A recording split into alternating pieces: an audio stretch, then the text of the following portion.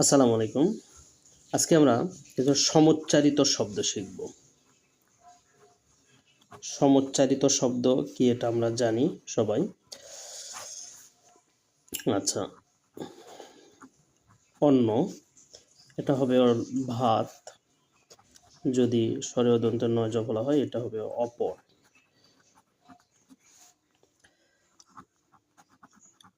আশা, আগমন অর্থাৎ আমরা যেটা কাম ইংরেজিতে জানি।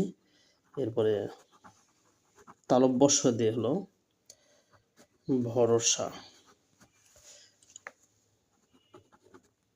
কাল এটা সময় নির্দেশ করে, আর যখন এর সাথে ওকার যুক্ত হবে কালো, এটা